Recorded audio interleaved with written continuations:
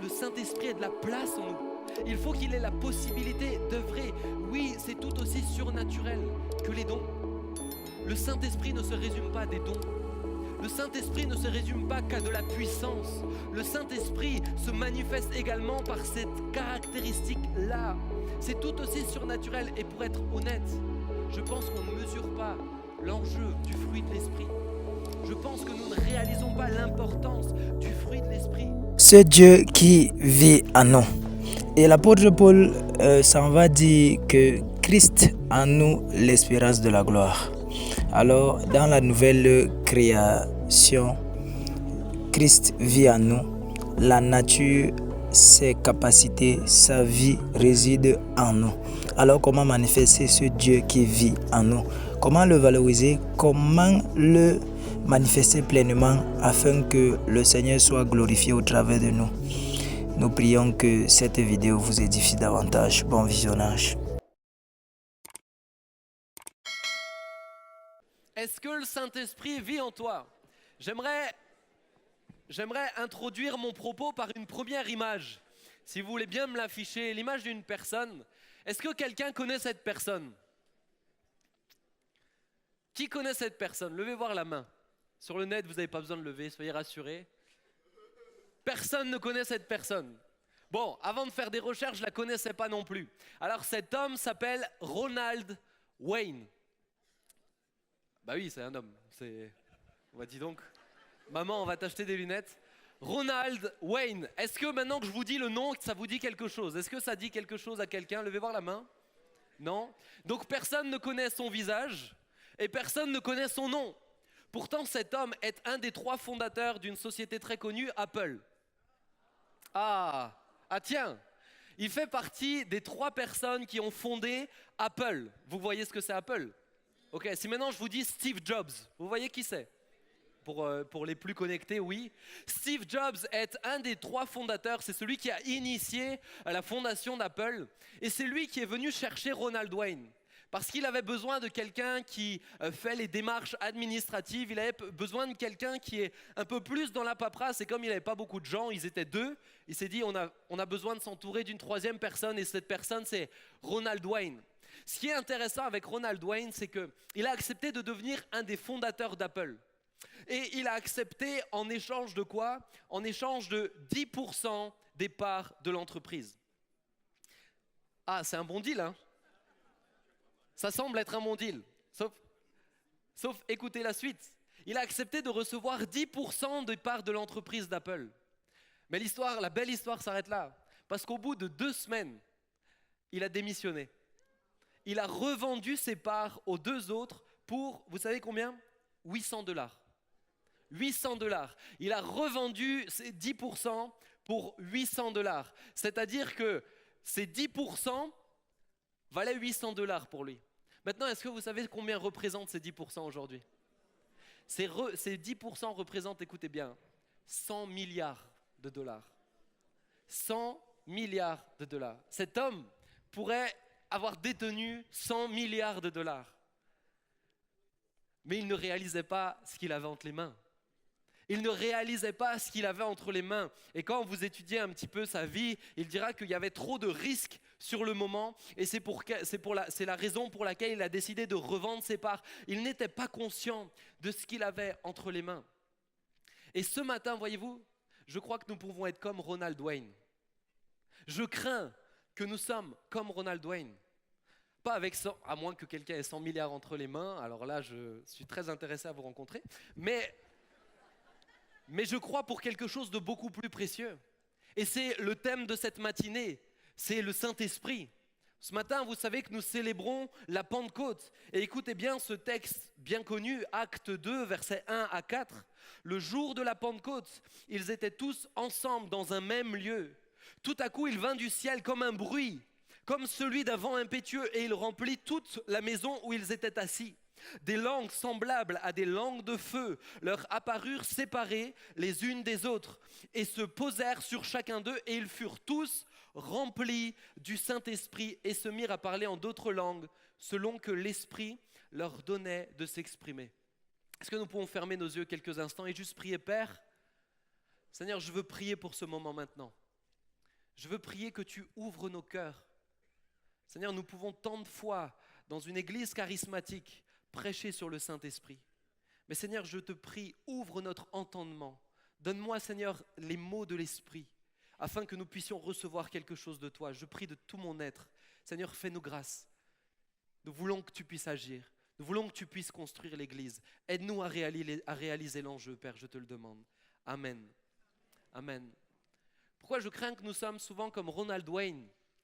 C'est parce que je pense que nous ne réalisons pas ce qui s'est passé à la Pentecôte.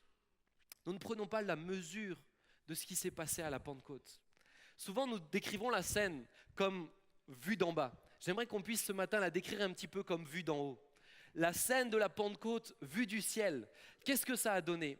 Vous voyez la Pentecôte? Alors imaginez juste maintenant tous les anges dans le ciel réunis avec Abraham, Isaac, Jacob, Moïse. Puisque Jésus a tracé le chemin pour l'éternité, ils sont tous là-bas. Et les voilà tous réunis avec beaucoup d'autres encore. Maintenant, regardez, Jésus est au ciel également. Tenez, fermez les yeux pour imaginer. Ne me regardez pas moi. Fermez les yeux. Fermez les yeux. Imaginez Jésus au ciel. Jésus a fait sa part. Il a tout accompli. Son sang a été versé sur l'autel dans le tabernacle du ciel. Tout a été préparé pour ce moment, le jour où l'homme serait à nouveau pleinement en communion avec Dieu. Christ a payé le prix pour que ce moment vienne. À vrai dire, c'est la deuxième conséquence directe de l'œuvre de la croix. La première nous donne accès au ciel. La deuxième nous donne la possibilité d'être remplis de l'Esprit. Et maintenant, voilà les 120. Regardez tout le ciel qui regarde les 120. Parce qu'ils ont accepté Christ, ils peuvent vivre ce plus grand privilège que nous puissions avoir. C'est d'être baptisé du Saint-Esprit. Il y a de l'attente en bas, mais est-ce que vous pouvez sentir la tension, la joie qu'il y a dans le ciel avant que ce moment se produise? Cette impatience des anges. Et regardez, écoutez maintenant le Seigneur, le Père et le Fils dire au Saint-Esprit, vas-y, descends. Écoutez les anges pousser des cris de joie. Écoutez ces trompettes sonner. Regardez le Saint-Esprit être dans les starting blocks, qui n'attendait qu'une chose, c'est de pouvoir descendre. Et maintenant, regardez la terre être remplie. Regardez cette pièce être remplie. Pour quelle raison les murs ont tremblé? C'est simplement parce que si la terre avait tremblé, aujourd'hui, nous n'existerions plus. Auparavant, l'Esprit reposait sur certains, aujourd'hui, il les a tous remplis. Écoutez maintenant les acclamations du ciel. Les acclamations des anges, les cris de joie pour le fait que la Pentecôte a eu lieu, que l'effusion de l'Esprit s'est produite. Oh Saint-Esprit, donne-nous de prendre la mesure de ce qui s'est passé. Donne-nous de prendre la mesure du privilège. C'est tellement glorieux. C'est tellement glorieux. C'est tellement glorieux. Cher Jésus, merci d'avoir fait tout ce qu'il faut pour qu'aujourd'hui nous puissions en bénéficier. J'aimerais qu'on puisse commencer ce message en faisant une acclamation au Roi des Rois. Pour cette Pentecôte, il mérite beaucoup plus que ça. Frères, sœurs, il mérite beaucoup plus.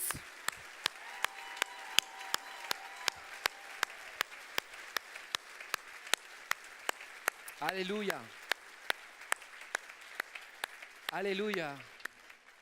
Quelle grâce, quel glorieux privilège. Pourtant, je me répète, mais prenons-nous la mesure. Prenons-nous la mesure. Pour quelle raison je dis ça? Parce que lorsque je regarde l'impact du baptême dans le Saint-Esprit, dans la vie des 120, dans la vie des premiers croyants, dans la vie de l'Église primitive, et que je regarde à ma vie, que je regarde à l'impact dans nos vies, sincèrement, j'ai peur des fois. Je me dis, quelle différence? Quelle différence? Quelle différence entre ce qu'ils ont vécu et ce que nous pouvons vivre? Le Saint-Esprit a un potentiel beaucoup plus grand que la place que tu lui laisses actuellement.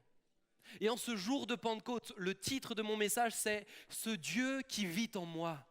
J'aimerais que nous prenions la mesure du potentiel qu'il y a grâce à ce Dieu qui vit en moi. Nous lui laissons si peu de place. Est-ce que réellement le Saint-Esprit, vous pensez, est venu sur terre pour que nous puissions lui laisser 2 heures le dimanche matin? Pour que nous puissions lui laisser un peu de place, 2 heures le dimanche matin? ou peut-être pour inspirer ma prière avant que je mange ce merveilleux repas. Est-ce que réellement il est venu pour ça? Est-ce que réellement il est venu juste pour dire « Oui, je parle en langue ». Je néglige pas le parler en langue. Voyez-vous, je crois que le parler en langue fait partie des dons les plus merveilleux du monde. Parler en langue, c'est s'adresser à Dieu de façon la plus pure et la plus parfaite. Je ne néglige pas le parler en langue. Mais je crains que nous le prenons dans nos milieux comme une gradation. Comme une gradation. On s'élève un petit peu. Voyez-vous, comme si vous prenez l'avion et que vous êtes en première classe ou en business class. Vous avez le droit de rentrer dans la loge de première classe. Il faut que vous montrez votre billet.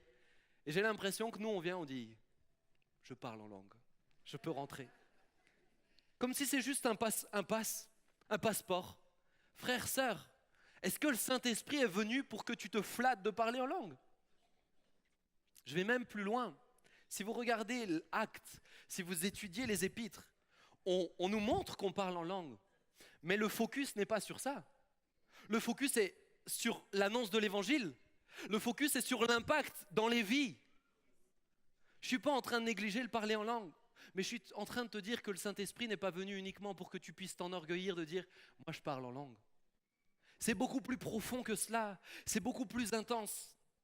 Alors peut-être ce matin, j'aimerais nous encourager, ne faisons pas l'erreur de Ronald Wayne. Ne négligeons pas ce que nous avons entre les mains. Ne négligeons pas ce que nous avons entre les mains. Si je peux vous conseiller une lecture, elle ne vous parlera pas beaucoup de cette puissance qu'il peut y avoir. Il y a beaucoup de livres sur la puissance du Saint-Esprit, mais elle nous amène aussi sur les choses profondes que le Saint-Esprit opère en nous, dans notre changement, dans notre façon de nous comporter. Et ce livre s'appelle « Dieu oublié ». Comme si le Saint-Esprit, dans beaucoup de milieux, est un Dieu oublié. N'hésitez pas à vous le procurer, je suis sûr qu'il vous fera beaucoup de bien. C'est vraiment un homme de Dieu qui l'a écrit. Et je pense qu'il repose des bases. Et ce matin, j'aimerais reposer quelques bases avec vous. Premièrement, ce Dieu qui vit en moi, qu'est-ce qu'il fait? Ce Dieu qui vit en moi développe ma relation avec lui. Ce Dieu qui vit en moi développe ma relation avec lui. Au travers de 3 personnages, j'aimerais qu'on puisse analyser 3 conséquences de l'Esprit de Dieu qui vit en moi. Premièrement, il développe ma relation avec lui. Jean 14, verset 26. Mais le Consolateur, l'Esprit Saint que le Père enverra en mon nom, vous enseignera toutes choses et vous rappellera tout ce que je vous ai dit. Le premier point, c'est de réaliser que le Saint-Esprit est amené à nous enseigner. Le Saint-Esprit est appelé à nous révéler les choses. Le Saint-Esprit est appelé à nous révéler le Père et le Fils. Regardez Jean. Moi, j'aime prendre Jean. Jean est celui que Jésus aimait. Jean est le disciple qui était aimé de Dieu. Quand on lit les évangiles, on peut penser qu'il était certainement le plus proche de Jésus. C'était celui qui pouvait se coucher sur sa poitrine. Papa, moi, je ne peux même pas me coucher sur ta poitrine, dis donc. T'as ma mère?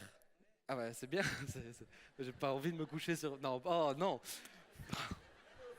Dégrossant dans mon message. Bref, vous oubliez tout ce qu'on vient de dire. Mais Jean est celui qui est probablement le plus proche de Jésus. Pourtant, avant cette venue de l'Esprit, avant cette possibilité d'être en communion, d'avoir cette révélation du Père et du Fils, Jean ne connaît que Christ comme l'homme. Jean ne connaît que Christ comme celui qui, certes, est venu sur terre, mais il ne le connaît que comme homme. Et pourtant, regardez ce qu'il dira après. Un exemple, 1 Jean 3, versets 23 à 24. Que ce que vous avez entendu dès le commencement demeure en vous.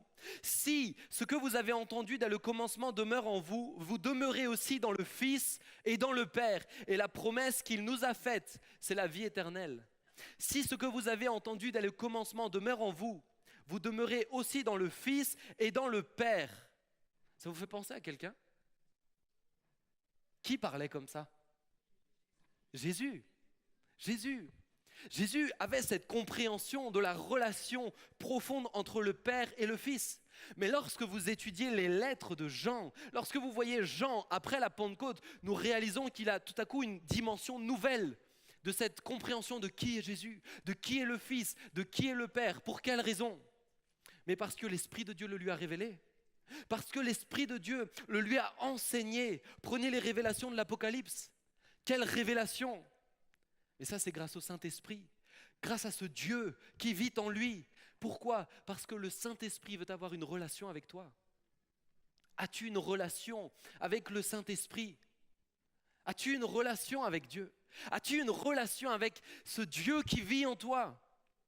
Ou bien lorsque tu cherches à connaître Dieu, tu commences à regarder des commentaires bibliques ou à étudier certains livres, certains auteurs. Ou alors tu demandes, Saint-Esprit, parle-moi, éclaire-moi. Souvent, avant que je lise ma Bible, je prie, je dis, Saint-Esprit, enseigne-moi, révèle-moi. Avant que je commence une prédication, je prie, j'essaye de passer de plus en plus de temps à prier pour mes prédications. Il y a un grand homme, Watchman Nee, qui disait si seulement les prédicateurs prenaient au moins autant de temps à prier pour leurs prédications qu'à les préparer, elles auraient beaucoup plus d'impact. Mais et très honnêtement, le nombre de fois où, alors juste que je prie volontairement, je ne regarde aucun commentaire, je n'écoute aucune prédication sur ce sujet, juste je prie, eh bien le Seigneur me montre les choses. Le Seigneur me montre les choses. Cette idée de la Pentecôte vue du ciel, c'est en priant que je l'ai eue. Mais parce que le Saint-Esprit te révèle les choses, te fait comprendre les choses. Tu ne comprends pas toute la Bible, demande à celui qui a aidé à l'écrire. Frères, sœurs, est-ce que le Saint-Esprit peut te parler? Est-ce que le Saint-Esprit peut t'enseigner la Bible? La Bible est dangereuse si ce n'est pas le Saint-Esprit qui te l'enseigne.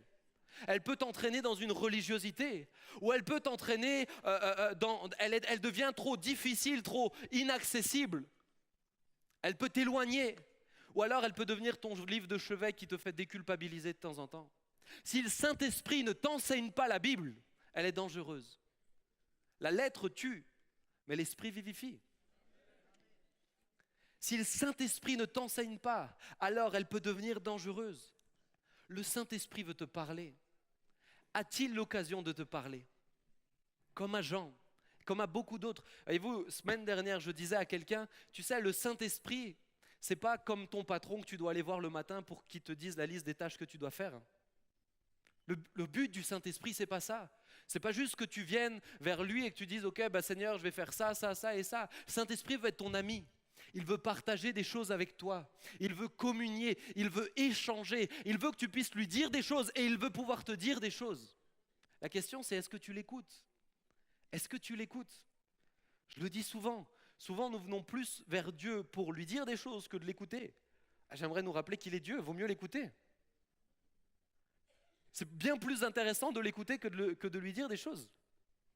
Je ne suis pas en train de dire qu'il ne faut pas parler à Dieu, hein, comprenez-moi bien.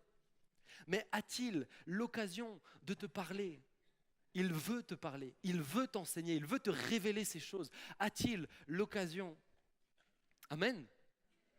Deuxièmement, il y a ce Dieu qui veut développer cette relation avec moi, mais il y a également ce Dieu qui me transforme. Lorsque je laisse de la place au Saint-Esprit, il me transforme de l'intérieur. Nous sommes le temple du Saint-Esprit, nous sommes le temple de ce Dieu qui a tout créé. Alors, par conséquent, il me transforme de l'intérieur. Regardez juste Acte 2, versets 14 à 24. Voilà Pierre, ce fameux Pierre. Mais regardez-le juste quelques minutes après la Pentecôte. Écoutez bien, écoutez sa manière de parler. Alors Pierre se présenta avec les 11 et éleva la voix et leur parla en ces termes. Hommes juifs, vous qui séjournez à Jérusalem, sachez et prêtez l'oreille à mes paroles. Ces gens ne sont pas ivres comme vous le supposez, car c'est la 3e heure du jour. Bon, bien qu'il peut y avoir des gens ivres à la 3e heure du jour, hein. Mais c'est ici ce qui a été dit par le prophète Joël. Dans les derniers jours, dit Dieu, je répandrai mon esprit sur toute chair. Vos fils et vos filles prophétiseront. Vos jeunes gens auront des visions et vos vieillards auront des songes. D'ailleurs, est-ce que vous savez pourquoi les vieillards ont des songes? Parce qu'ils dorment plus que les jeunes gens, hein.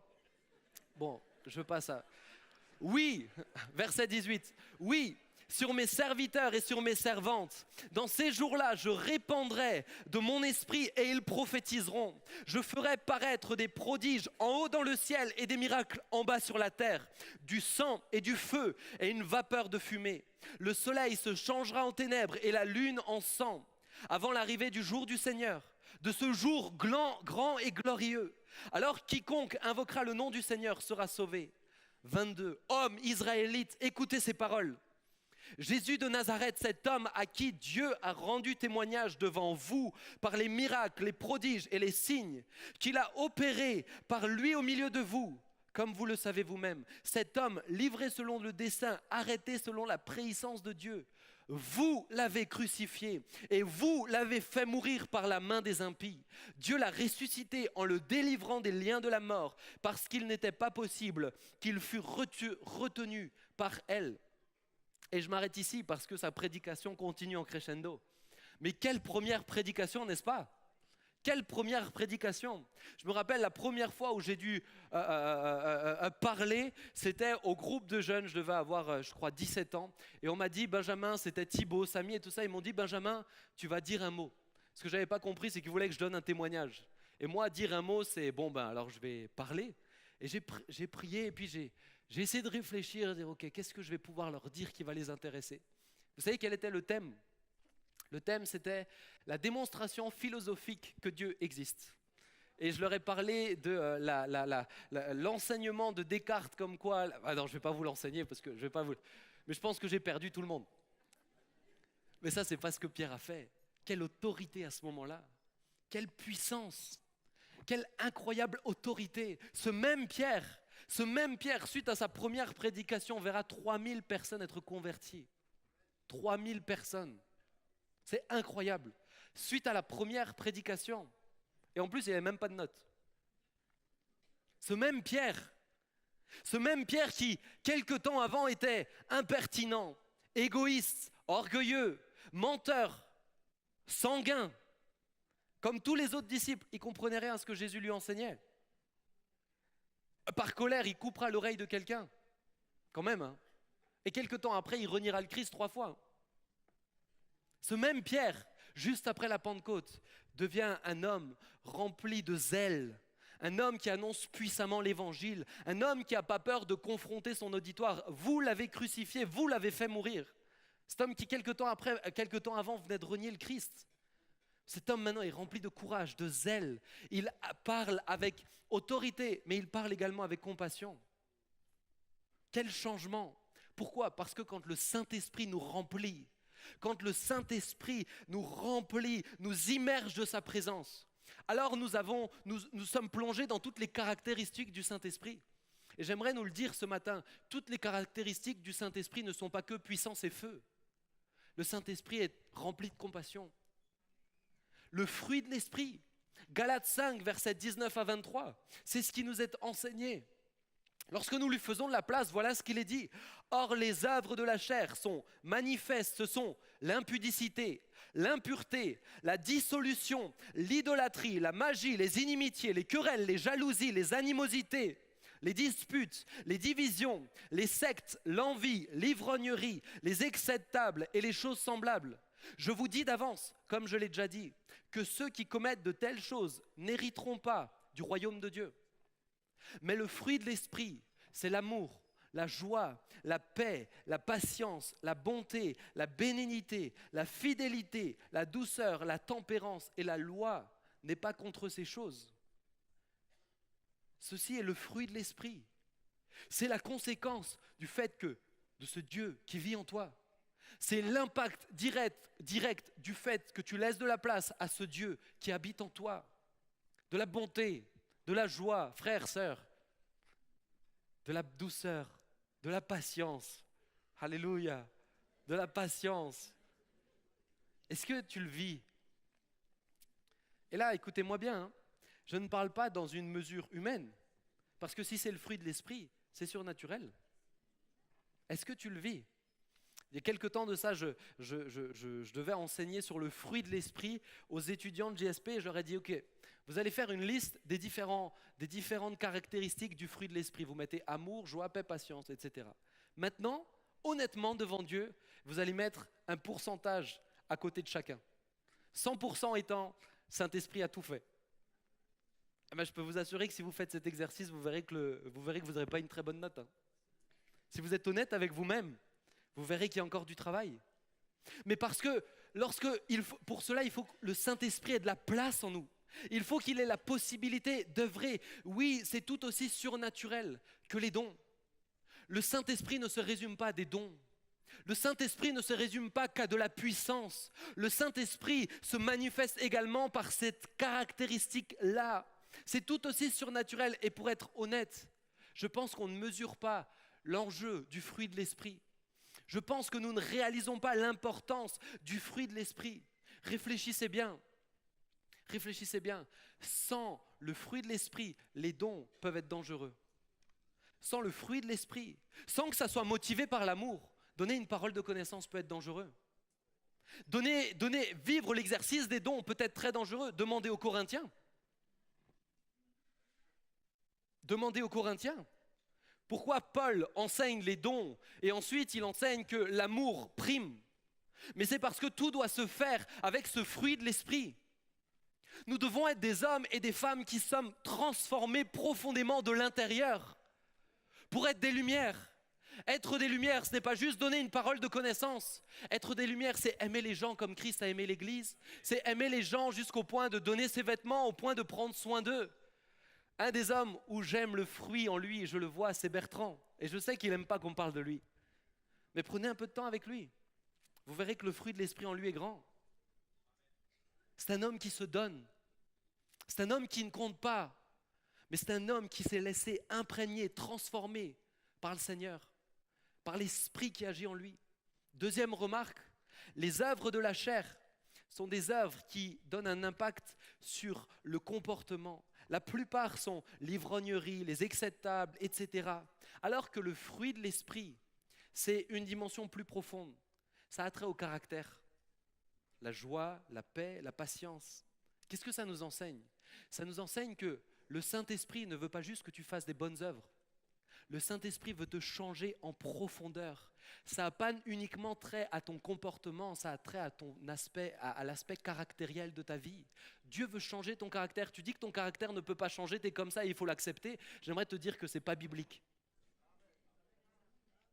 Le Saint-Esprit veut changer ton caractère. Donc arrête de dire je suis colérique et c'est tout. Si tu laisses l'Esprit de Dieu te transformer, il va te changer. Il va te donner cette paix, cette joie, cette patience. Allez, ça ne vous donne pas envie? Moi, ça me donne envie. Pour tous ceux qui m'entourent, pour mon épouse, pour mon enfant, j'ai envie d'être un bon papa. J'ai envie d'avoir un bon caractère. Je n'ai pas envie de m'énerver comme par moments on me l'a fait sentir. Hein? Cher papa, je pense que la patience chez toi, tu ne dois pas avoir un très grand pourcentage. Mes frères valideront. Mais ma mère dit c'est vrai, c'est bien.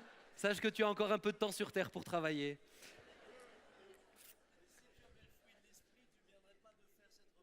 Mais j'ai encore du travail, j'en suis tout à fait conscient, cher père, ne t'en fais pas.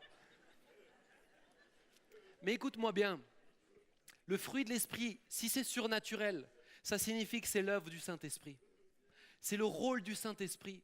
Voyez-vous, quand on me dit « Ah, j'essaye, je me donne de la peine, j'arrête d'essayer d'être colérique et tout ça », là aussi, j'aimerais aller dans l'autre sens. Ce n'est pas biblique non plus. C'est le rôle du Saint-Esprit. Ce n'est pas à toi de te donner de la peine, c'est à toi de laisser le Saint-Esprit agir. Ce n'est pas à toi d'essayer de te changer. Tu ne peux pas te changer, mais l'Esprit de Dieu, ce Dieu qui vit en toi, lui peut te transformer. Lui peut faire la différence. Lui peut te donner un bon comportement. Mais ça signifie une chose. Ça signifie une chose. Ah, on a eu un décalage, c'est le décalage horaire, je pense. Hein. Ça signifie une chose. Voyez-vous, pour recevoir les dons, pour exercer les dons, il faut de la foi. Pour vivre le fruit de l'esprit en nous, il faut de la foi. Tu ne peux pas te saisir du fruit de l'esprit si tu ne le fais pas par la foi. Tu dois t'y attendre avec foi, tu dois le désirer, tu dois prier pour, tu dois chercher la face de Dieu, de dire Seigneur, donne-moi un bon caractère, donne-moi d'être aimable, donne-moi d'être bon avec mes voisins, donne-moi d'être bon avec ceux qui se perdent, donne-moi de donner envie. Mais Seigneur, je l'attends avec foi, je m'y attends et je ne lâcherai pas tant que je ne vois pas du résultat, tant que je ne vois pas ce fruit davantage, de plus en plus dans ma vie. Alors je continuerai à m'y attendre. Alléluia. Alléluia. Enfin, dernier point, ce matin, et je veux vous prévenir, pendant que l'équipe prépare la dernière vidéo, je ne veux pas prêcher longtemps. Pour quelle raison? Parce que je crois que nous avons encore un temps à vivre après. D'accord? je sais que la Pentecôte, c'est un beau week-end. En plus, il y a le jour férié demain. Donc, j'aimerais vous dire, peut-être qu'on va dépasser un petit peu. Mais là, on se réjouit de la venue du Saint-Esprit. D'accord ? Avant quoi que ce soit. Je crois qu'il y a encore un temps que Dieu veut que nous vivions. Mon dernier point. Premièrement, il y a ce Dieu qui développe ma relation avec lui. Deuxièmement, il y a ce Dieu qui me permet d'être transformé de l'intérieur. Mais troisièmement, ce Dieu, que fait-il ? C'est qu'il m'équipe. C'est le Saint-Esprit qui fait le travail. Tu n'as pas besoin de dire « je suis assez vieux maintenant ». Si tu as le vélo électrique, tu peux battre Peter Sagan. Tu peux le vaincre. Pour quelle raison ? Parce que c'est le Saint-Esprit, ce Dieu qui vit en toi, qui t'équipe et qui te donne cette puissance. Est-ce que nous réalisons ? Est-ce que nous prenons la mesure ? Le Saint-Esprit était là à la fondation du monde. Et l'Esprit de Dieu se mouvait au-dessus des eaux. Il était là. Il était là, alors qu'aujourd'hui nous pouvons être en communion avec lui. Ce même Esprit était là lorsque les murailles de Jéricho sont tombées. Il était là. Ce même Esprit était là lorsque Jésus a fait marcher le paralytique, lorsque Lazare est revenu à la vie. Ce même Esprit était là lorsque Jésus a réouvert les yeux au bout de 3 jours. Ce même Esprit était là. Et aujourd'hui, il dit, vous pouvez vivre cette puissance, parce que j'habite en vous. La puissance, écoutez bien, la puissance de Dieu est à notre portée. La puissance de Dieu est à notre portée. Nous, faibles humains, Dieu nous fait la grâce d'avoir la possibilité de vivre sa puissance. Elle est à notre portée. Regardez un exemple très marquant, je vous ai dit 3 personnages, le dernier que je veux voir avec vous. Paul, écoutez bien, Acte 19, versets 11 à 12. Et Dieu faisait des miracles extraordinaires par les mains de Paul, au point qu'on appliquait sur les malades des linges et des mouchoirs qui avaient touché son corps, et les maladies le quittaient et les esprits malins sortaient. La Bible ne nous précise pas s'il s'était mouché avec les mouchoirs avant. Mais si certains veulent mon mouchoir, je peux le donner si vous voulez. Paul fait probablement partie de toute l'équipe des apôtres qui était celui qui était le plus calé théologiquement. C'est celui qui savait le plus de choses. C'est celui qui avait intégré le plus d'informations. C'est celui qui était, à mon avis, le plus intelligent de tous.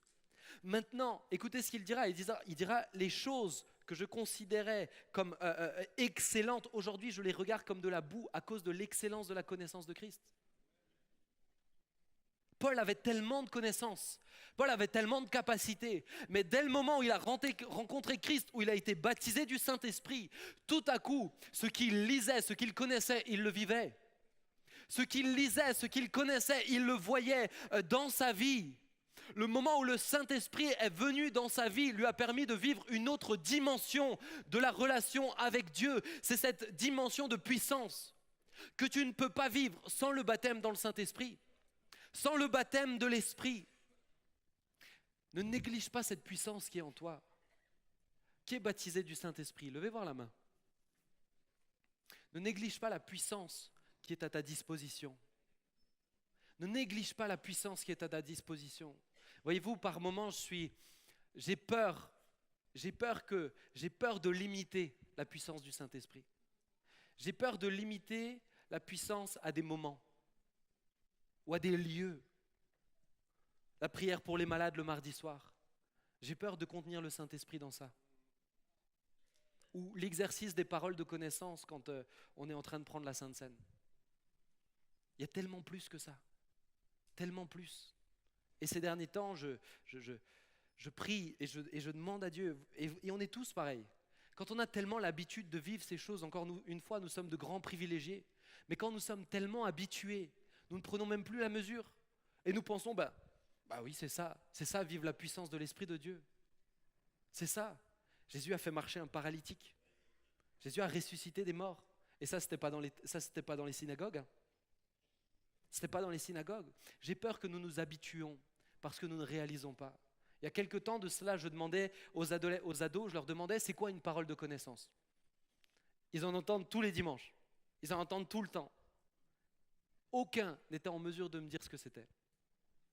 Aucun. C'est grave. Parce que nous ne réalisons pas Nous ne réalisons pas. Je crains que par moments, nous négligeons la puissance de Dieu. Est-ce que le Seigneur a des fois l'occasion de te dire « Arrête ta voiture, va prier dans cette maison parce que quelqu'un est malade » Est-ce que le Seigneur a l'occasion de te dire « Va prier pour ton collègue qui a mal au genou » Ou est-ce que tu dis « Je vais prier pour lui mardi soir » Est-ce qu'il a l'occasion de t'amener plus loin, de te faire sortir hors des sentiers battus, hors des sentiers battus, hors de ce qu'on connaît? Premier miracle que Jésus a fait, c'était de changer l'eau en vin alors que les gens avaient déjà bu plein de vin. Qu'est-ce que nous aurions dit? On a dit Seigneur, tu les pousses à pécher. Mais Jésus sortait. Jésus n'avait pas peur de ce que les gens pensaient. Jésus se laissait conduire parce que c'est ça qui est déterminant. Si tu veux vivre pleinement la puissance du Saint-Esprit, il faut que tu acceptes de te laisser conduire. Il faut que tu acceptes de ne pas le limiter à un cadre. Il faut que tu acceptes de le laisser faire ce qu'il veut comme il veut. Nous étions en week-end il y a 3 semaines de ça, je crois, avec le groupe, 2 semaines de ça, avec le groupe de jeunes. Il y a eu un moment où vraiment je sentais l'Esprit de Dieu qui nous disait, c'était une soirée où on sentait quelque chose de particulier devait se passer. Et on a d'abord commencé la louange. Et vous savez, on a l'habitude de vivre un temps très particulier après la prédication. Comment on peut le vivre? On a l'habitude de... Et là, on vivait le temps de louange et Dieu me donne une parole. Et alors que Dieu me donne une parole, mais tout à coup, il y a une présence qui est là, avec des jeunes entre 15 et 23 ans, mais une présence à couper au couteau. Je vous assure, ça faisait longtemps que j'avais peur de dire un mot à côté de l'autre parce que je sentais la sainteté de Dieu qui pouvait me foudroyer sur place. Une sainteté qui était là. Les murs ne tremblaient pas, mais je peux vous assurer que mon rythme cardiaque avait augmenté. Mais toute la direction a changé. Mais parce que nous ne voulons pas le contenir. Et si le Saint-Esprit maintenant nous conduisait à ce que, ce n'est pas le cas, en tout cas pour l'instant, mais nous conduisait à ce que je prêche 3 heures. Ça, c'est ceux qui ont pris un petit déjeuner qui disent ça. Mais juste, laisse-moi t'aider à réfléchir. Comment tu réagirais? Comment réagirais-tu? Comment réagirais-tu? Ah, c'était long. Ah, dis donc. Je crains que dans nos églises, on parle plus de ceux qui étaient sur la plateforme que ce que le Seigneur a fait à ce moment-là. On parle plus de ce que le Seigneur... Ah, il a bien prêché, oh la louange, c'était beau, etc. Que ce que le Seigneur a pu faire sur ce moment. Des délivrances ont eu lieu, des malades ont été guéris, des âmes ont été sauvées, la présence de Dieu était là, j'ai pu être rafraîchi. Frères, sœurs, j'aspire à ça. J'aspire à ça et je m'inclus dans ce message. Voyez-vous, je m'inclus pleinement. Parce que je crois que tellement de fois j'ai négligé. Ne néglige pas ce que le Seigneur veut faire pour ton collègue au travers de toi. Chez la femme seule qui vit en face de chez toi. Pour transformer une famille sur ton lieu de vacances. Ne néglige pas ce que le Seigneur veut faire. Alléluia. Mais si tu veux vivre la puissance, il faut te le laisser te conduire et il faut que tu acceptes d'ouvrir ta bouche. Il faut que tu acceptes d'ouvrir ta bouche. Enfin, j'aimerais conclure pendant que l'équipe de musique s'installe. J'aimerais conclure. Pourquoi tu penses que ce n'est pas possible? Plusieurs, vous avez cette pensée. C'est pas possible, pas pour moi.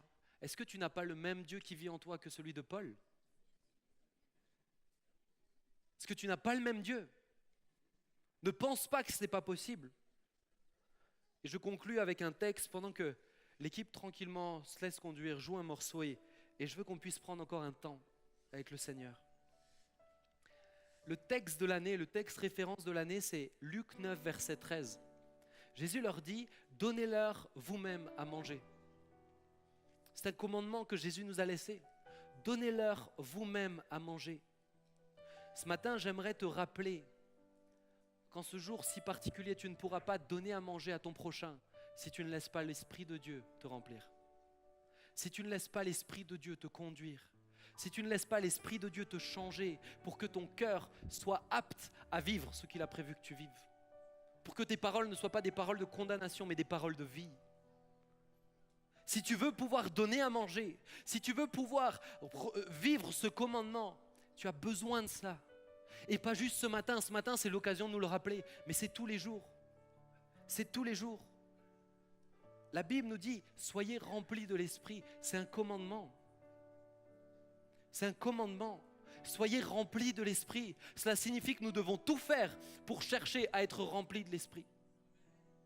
Tout. Pouvons-nous fermer nos yeux quelques instants?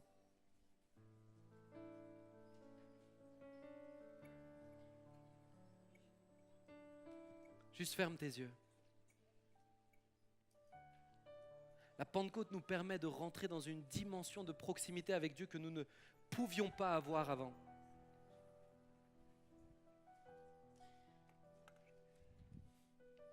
Nous permet de vivre quelque chose que nous ne pouvions pas vivre avant.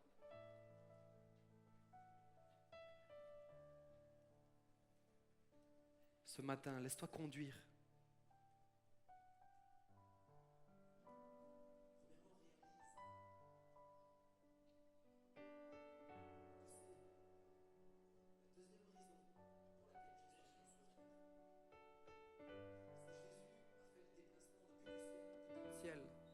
Si Jésus a vécu une vie d'homme, si Jésus a vécu une mort terrible, c'est pour te donner accès au ciel.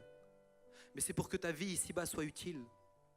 C'est pour que ta vie ici-bas te permette de découvrir plus le Seigneur.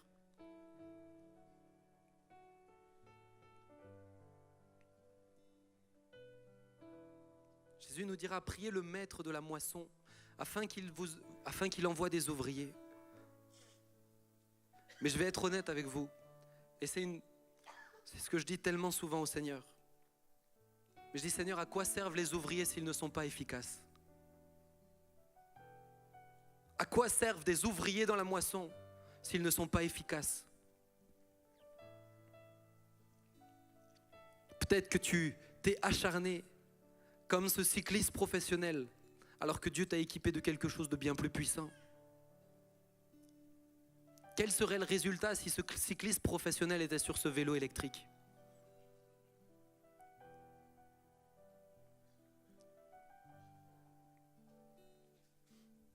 Tant de fois je t'ai limité, Seigneur. Ce matin, est-ce que le Saint-Esprit a la possibilité de faire son œuvre en toi et au travers de toi? Ou est-ce que la petite place dans ta vie, c'est 2 heures dimanche matin? L'enjeu est très grand. L'enjeu est très grand. Au travers d'un homme comme Papa Burkhardt, aujourd'hui, c'est 800 églises qui sont là-bas. Au travers d'un seul homme. Au travers de 120 personnes. C'est le monde antique qui a été complètement retourné par l'annonce de l'Évangile. Au travers de 120 personnes qui se sont laissées remplir par l'Esprit et qui sont sorties. Donnez-leur vous-même à manger. C'est uniquement possible dans la mesure où nous nous laissons remplir et diriger par l'Esprit. Dans la mesure où nous le laissons développer cette relation avec lui. Dans la mesure où nous le laissons nous transformer de l'intérieur et vivre le fruit de l'Esprit. Et dans la mesure où nous le laissons nous équiper de ses dons. Et nous allons, nous parlons. Ce matin, dans mon cœur, pendant la louange, le Seigneur me disait, il y a 2 moments à vivre. Le premier moment est un temps de repentance. Un temps de repentance. Après, nous chercherons encore quelques instants l'Esprit de Dieu. Si vous voulez partir, vous n'êtes pas obligé de rester. L'église est ouverte. Mais si ce matin tu sens Saint-Esprit qui t'appelle, alors commence par vivre peut-être ce temps de repentance. Peut-être pour lui demander pardon pour toutes les fois où tu ne lui as pas laissé la place. Toutes les fois où il voulait t'utiliser et tu as refusé par peur. Toutes les fois où tu ne l'as pas laissé te changer, te transformer. Toutes les fois où tu l'as limité. Ce matin, si c'est ton cas, commence à élever ta voix. Nous ne sommes pas là pour nous écouter les uns les autres. Nous sommes là devant Dieu. Il y a un temps saint qui est devant nous. Un temps saint. Seigneur Jésus, je te demande pardon. Je te demande pardon d'avoir négligé cette belle présence du Saint-Esprit. Seigneur, je te demande pardon d'avoir tellement de fois sali ce temple que je suis pour toi, Saint-Esprit. Par mes mots, par mes pensées, parce que je peux regarder, écouter. Je te demande pardon de n'avoir pas pris la mesure de ce Dieu si grand et si puissant qui vit en moi. De n'avoir pas pris la mesure de ce privilège que j'ai, qui était réservé à une élite spirituelle avant ton arrivée, Jésus. Je te demande pardon. Demande-lui. Lève ta voix. Vivons un vrai temps de repentance. Si tu veux te mettre à genoux devant le Seigneur, mets-toi à genoux. Si tu veux te lever, lève-toi. Vivons ce temps. Laissons-nous conduire quelques instants. Saint-Esprit, pardonne-moi. Pardonne-moi. Pardonne-moi pour toutes les fois où tu m'as dit de changer et je n'ai pas changé. Toutes les fois où j'ai dit oui mais je n'ai pas changé. Pardonne-moi pour toutes les fois où je n'ai pas eu la foi de croire que tu peux faire certaines choses. Seigneur, j'ai soif. J'ai soif, Seigneur, que tu nous amènes plus loin. Et je crois, Père, que tu appelles cette Église à aller bien plus loin encore. Mais Seigneur, nous voulons être de ces 120 qui ont attendu patiemment. Aujourd'hui, nous n'avons plus besoin d'attendre, mais ça montre leur détermination. Père, nous voulons être déterminés. L'enjeu est trop grand, pardonne-moi. Pardonne-moi pour toutes ces personnes, Saint-Esprit, où tu m'as conduit et je n'ai pas parlé de toi. Je n'ai pas parlé du Père, du Fils, je n'ai pas parlé de la croix. Oh, pardonne-moi. Pardonne-moi pour toutes les fois, Seigneur, où je ne t'ai pas honoré par mon caractère.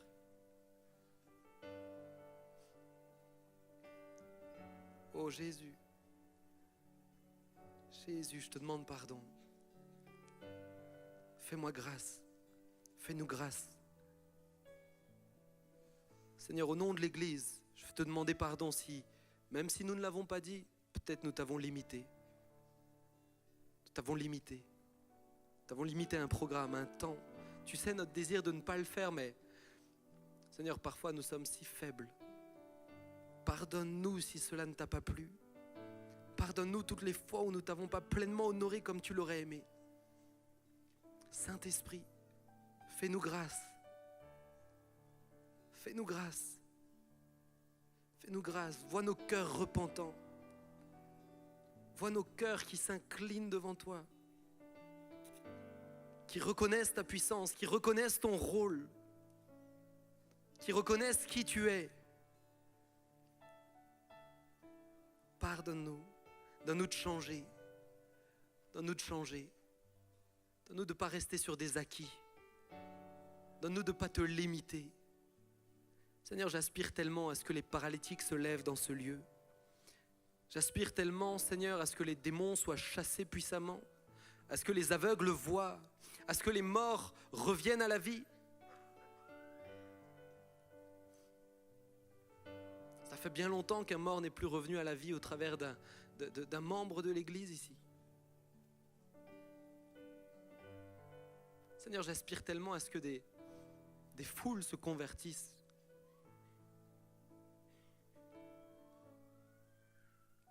Ça fait bien longtemps qu'on n'a plus vu 30, 40, 50 personnes devant. Il y a eu un temps où nous le vivions. Saint-Esprit, fais-nous grâce. Donne-nous de prendre la mesure de qui tu es, de prendre la mesure de ta sainteté, de prendre la mesure de ton rôle, de ne pas te négliger, s'il te plaît. Dans l'Église et dans nos vies de tous les jours.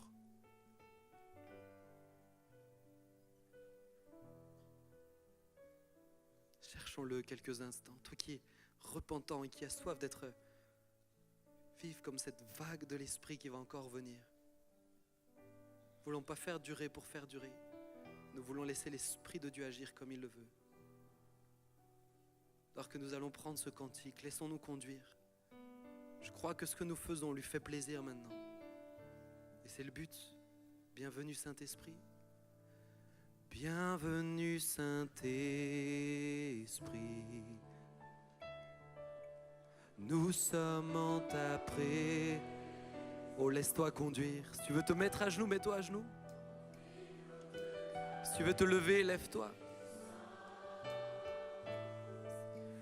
Viens et règne en nous. Bienvenue Saint-Esprit, bienvenue Saint-Esprit. Nous sommes en ta présence. Remplis-nous de ta puissance. Viens et... Oh, encore une fois, dis-lui bienvenue Saint-Esprit de tout ton cœur. Bienvenue Saint-Esprit. Bienvenue Saint-Esprit. Nous sommes en ta présence. Oh, nous voulons te laisser toute la place, Saint-Esprit. Remplis-nous de ta Nous ne voulons pas te limiter, nous ne voulons pas te contrôler. Viens et tu es cette eau vive. Tu es cette eau vive. Source d'eau intarissable. Esprit de réconfort. Viens et règne. Tu es cette eau vive. Tu es cette eau vive. Dis-lui ce matin, tu es Source d'eau intarissable. Esprit de réconfort. Viens et règne. Bienvenue Saint-Esprit. Bienvenue Saint-Esprit. Honore-le par tes mots ce matin. Nous sommes en ta présence. Remplis-nous de ta puissance. Viens et règne en nous. Oh, bienvenue Saint-Esprit. Bienvenue.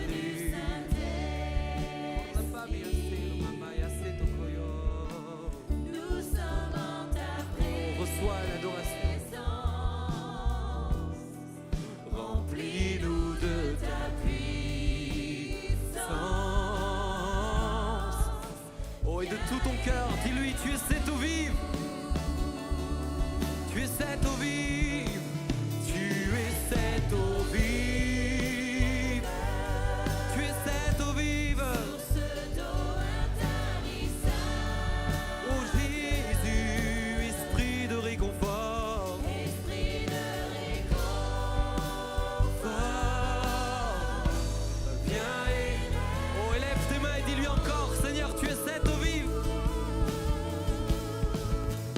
Tu es cette eau vive.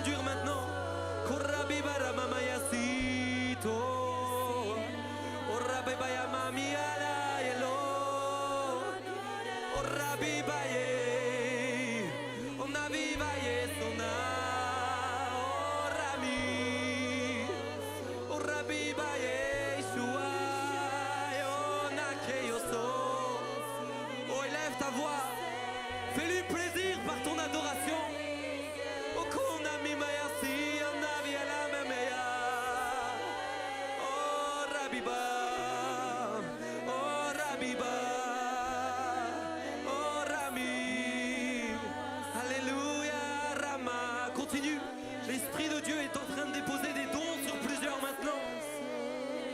Dons de prophétie, dons de paroles de connaissance, dons des miracles. Attends-toi à recevoir ce matin. Ne t'attends pas dans tes émotions, mais attends-toi par la foi. Attends-toi à être rafraîchi. Toi qui as un cœur repentant, toi qui as un cœur qui veut laisser l'Esprit de Dieu. Oh, ici et sur le net. Oh, rababa ya la mame ya si, ya la bala bala bala bala ya la mama. Oh, rame ma ya si, ya la bala ya la mama ya se. Oh, konavi ya nebo nami ma ya se lo va. Yo konami ma ya sole mami ya. Yeshua, ero mami ya libo. Mami alabio, Yeshua, Yesum navia, e con amia le vorre mami orina, ole mamma ali,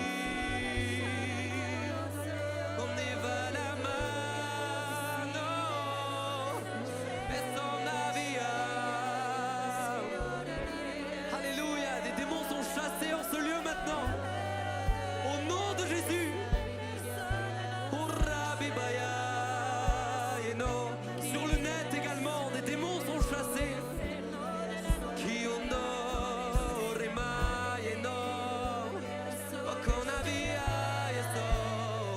Qui ona. Qui onova i soma.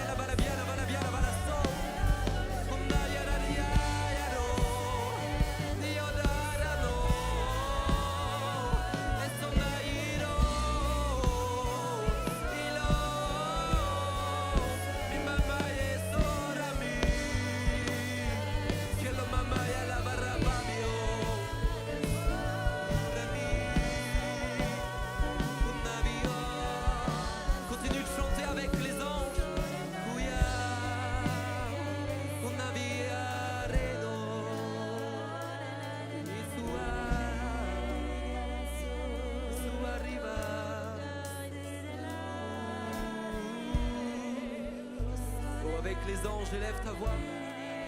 Avec la multitude.